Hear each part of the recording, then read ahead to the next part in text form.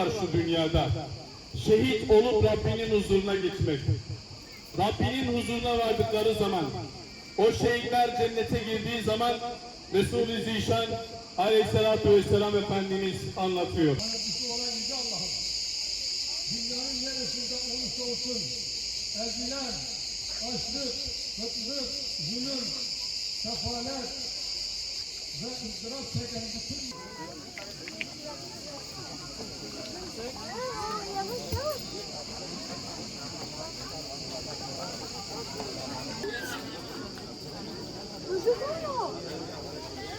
Hadi.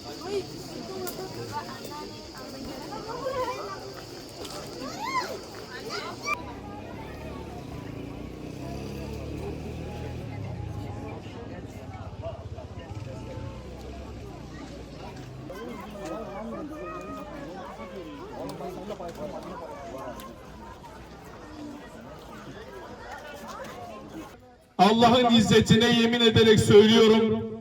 Ben Sacit abiyi gördüm. 7-8 yıl beraber hizmet etmeye çalıştık. Bu Müslümanların cumartesi pazarı yoktu. Bunların hayatında tatil namına bir şey yoktu. Bunların tüm dertleri, bu şehitlerin bütün dertleri, aziz İslam cemaati nasıl galip gelir, onun derdi vardı sadece onlarda.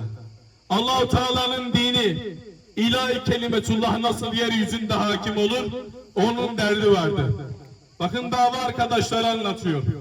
Şehadetinden bir gün önce gece 12'ye 1'e kadar beraberdik. Geldi, söylediği sadece bir söz vardı. Diyordu ki Allah için çalışalım. Allah için ayağa kalkalım. Bizim çalışmamız lazım. Bizim çalışmamız lazım. Bizim çalışmamız lazım diyordu değerli Müslümanlar. Resul-i Zişan'ın bize öğretmiş olduğu bir kavram var. Şehidul hay, yaşayan şehit. Değerli Müslümanlar, şehit gibi yaşamak, şahit olarak yaşamak şehadetten daha güzeldir. Şehit gibi yaşayabilmek, yürüyen, yaşayan şehit olabilmek, dava için her şeyini kurban edebilmek, değerli Müslümanlar, şehadetten daha güzeldir Allah'ın izniyle. Şehit Sacid'in dünyaya dair değerli Müslümanlar bir planı, programı yoktu. Ona diyorlar ki Sacit abi, sen Salih Hoca'yla ziyaretlere gidiyorsun. Peygamber Sevdaları Vakfı'nı temsil ediyorsun. Filan camiayı temsil ediyorsun. Sana bir takım alsak olmaz mı? Güzel bir elbise alsak olmaz mı? Diyordu ki şehit olduğu günün öğleninde bu sözü söylüyor. Diyordu ki ben Allah yolunda şehit olacağım. Ben Allah yolunda kurban olacağım. Ben takım elbisesini ne yapayım diyordu. Tekbir! Allahu Ekber! Allahu Ekber! Kendisi şehadetinden 3-4 yıl önce birkaç abiyle beraber dernekte oturmuştuk. Bir abimiz geldi, İsa abi geldi, dedi ki hacca gideceğim dedi. Hacca gideceğim. Alın şu defterleri, Allah için şu deftere duanızı yazın, ne istiyorsanız. Gidip Rabbimin huzurunda, Kabe'nin yanında sizin için dua edeyim. Yazdı arkadaşlarımız, dualarını yazdı. Şehit Sacit abi de yazdı, dualarımızı yazdık, verdik. Ve bu İsa abi hacdan döndükten sonra değerli Müslümanlar bazı şeyler gerçekleşti. Şehit olduğu günün sabahında İsa abi dedi ki hocam bakar mısın? Gittim yanına, dedi hatırlıyor musun? 3-4 yıl önce size dua yazdırmıştım. Bak senin duan burada, filan kesin duası burada, Sacit abinin duası burada. Değerli Müslümanlar, o zamanlar kiradaydı Sacit abi ve ailesi. Birinci isteği şunu diyordu: Ya Rabbi, başımı koyabileceğim bir evim olsa, kiradan kurtulsam, birinci dua buydu. İkinci duası ise ne olur ya Rabbi, kendi yolunda bana güzel bir şehadet nasip et. Tekbir! Allahu Ekber! Tekbir! Allahu Ekber!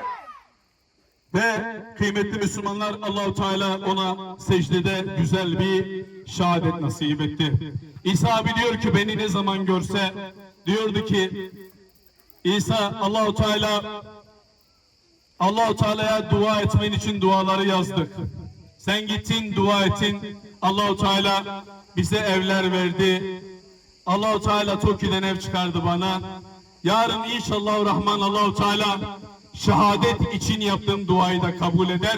Ne olur Allah için önüme geçme bu konuda da diyordu. Değerli Müslümanlar, sohbetimi bitirirken gelin bir şehidin sözüyle bitireyim. Şehit Mutahhari diyor ki, şehitlerin kabrine vardığınız zaman, oralara vardığınız zaman o şehitlerin ruhlarıyla ahitleşin.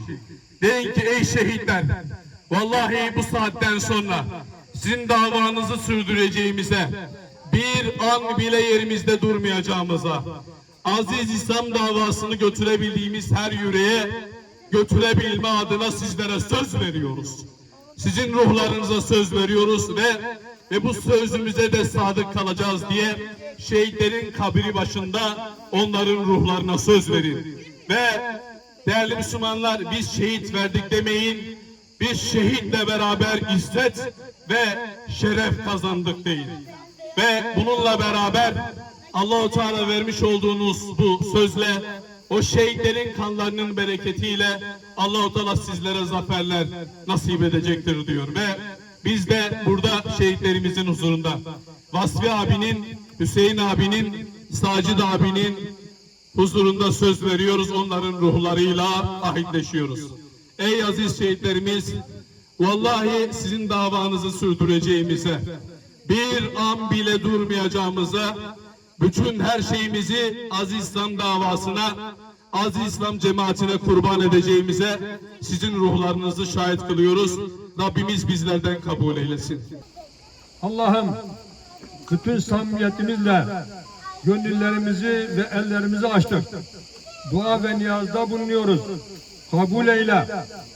Okunan Kur'an-ı Kerim'i, yapılan duaları, enbiyanın, evliyanın, ulemanın, şühedanın aziz ruhlarına bağışlıyoruz. Kabul ve makbul eyle ya Rabbi. Duayen nefisten ve kabul olunmayan duadan sana sığınıyoruz. Nefislerimizin kötü isteklerinden, heveslerimizin peşinde koşmaktan, şeytanın şerrinden sana sığınıyoruz. Bizleri himayet ve sevdiğin kullar cümlesine ilhak eyle. Bütün Müslümanları her türlü felaket ve tehlikelerden muhafaza eyle. Ülkemizi ve bütün İslam beldelerini rahmet, bereket ve inayetinle mamur eyle. Ehl-i imana, bilad-i İslam'a huzur, emniyet ve güven ihsan eyle. Cennet-i Firdevs'te buluştur. Küfür milletinin zalimce ve gaddarca saldırılarını bertaraf eyleyip ümmeti Muhammed'i galip ve muzaffer eyle.